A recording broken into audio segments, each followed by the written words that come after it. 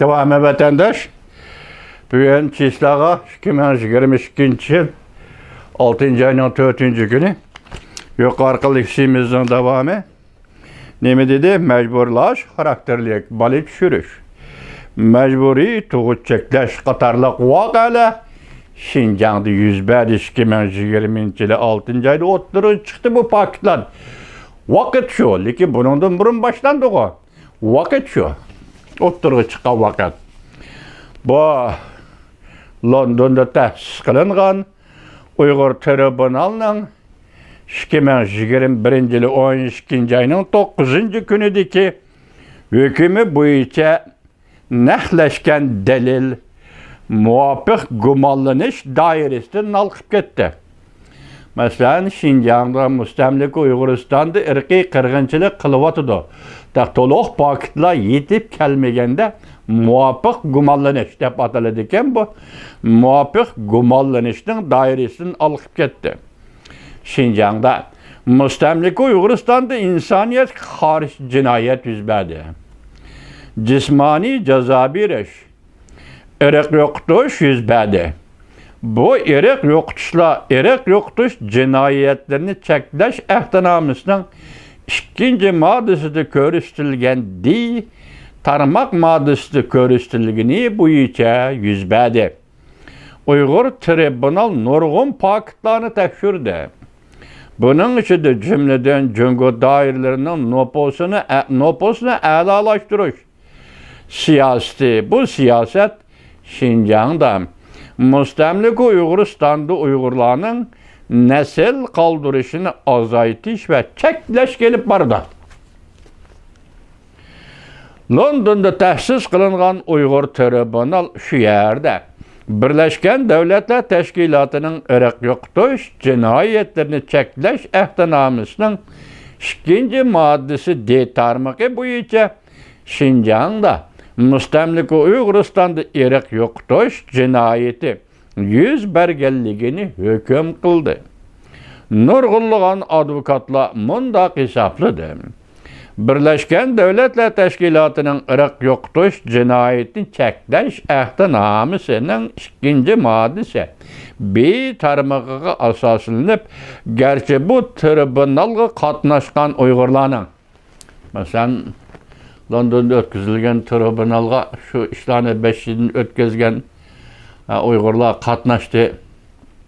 Hani köydüğümüzden beceriyen ne vatandaş şunu gözcüsü vardı Azı Pilli Hanım. Uygurlarning cismani ve ruhi cihette eğer cerahatlengen Uygurlar iddet etkan, şikayet kılgan ya şahitler cerahatlengen Uygurlar hem de bu ehtinamının 2. maddesinin i tarmığıda Birleşken Devletler Teşkilatı ehtinamısının 2. maddesinin i tarmığıda tarmığı boyunca bu milletin ösmürleri 2. bir kollu tıkbiyot kepireş. Bu mekbazır hiç kim bilmeydi bunu. Kançılıkın hiç kere öyle ki gelip gitti bu ballarının. 1. ayının 12. günü de şunca kalksıydı. Amerika'da CNN 4000 nefer ösmür 7-8 yaşlık bala Cungo'nun sakçı ministerliği orullaştırdı. Bu balaların hemmisine ak kiyim, keygüzüldü şunda körüsüldü surette. Ne gelip gitti?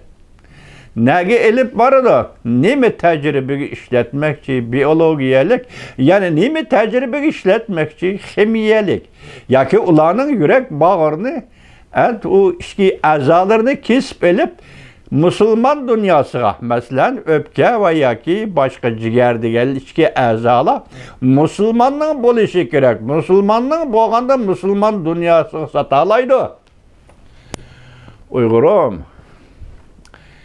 insan bağı bunda işlerini siz, yüzünüz, közünüzü yumup, tekkiyi beşinizi koyup, uflaymen davatkandı bir tasavvur kılıp ekem. Üzünüzni operasiya üstüne koyup ekan. 7-8 yaşlık bala bolup ekan. Narkoz kılmay putkulunuz bağlandı dep tasavvur kılıp ekan. Doktor operasiya piçigini elip geldi dep tasavvur kılıp ekan. Aşı balalar, Uyghur balalar sizden mening balam. Siz chet elda turib, shundaq tasavvur qilib beqing. Ularning böğrügi kesildi. Ularning tal şeyleri kesildi. Ularning yuragi, jigarlari kesildi. Narkoz qilmay kesildi deb o'ylab beqing. Bu to'g'ri yaqinda Amerika Davlat Majlisi Chris Smith, nüfuzlu Chris Smith bu vahşilik to'xtatilishi kerak dedi biz sizlarga so'zildi vatandaşlar.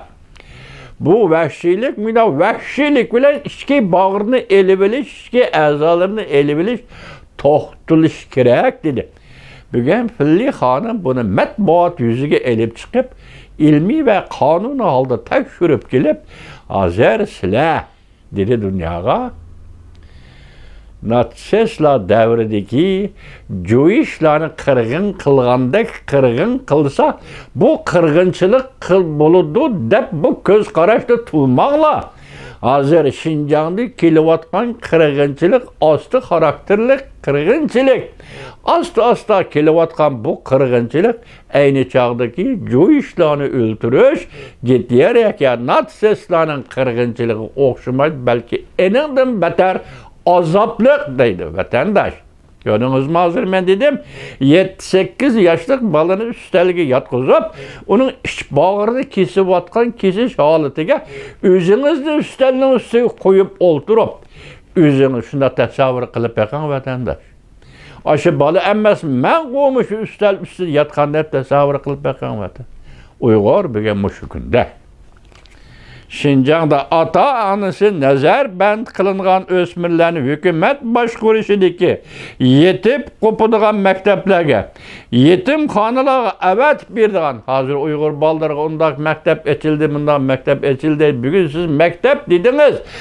O bolalar nerede tasavvur qilib beqing Uyg'ur? Bugün mektep deken, yetip qo'padigan mektep deken, o bolalar ne ketidi? Xitoyning qaysi o'lkasi ketidi? Qaysi tajribaxonasi ketidi? Elib ketidi, tasavvur qilib beqing vatandaş. Şuna biz bugun bu xonimning, Filli xonimning maqolasini sizlarga tarjima qilib, leksiya qilib yetkazyapmiz vatandaşlar. Hozir hisobda Amerika ovoziga bergan xabarda 3 qismida birinci qism tugidi. Birinci qismda Jonathan Smith xonim ishlar to'g'risida yuqorilarni so'zlab kelib, hozir Şinjan'da eriq yo'qtish yuz berdi deb hukm qildi. Rahmat. Jonathan Smith Filli xonim, Angliyalik professor. Rahmat sizga xonim.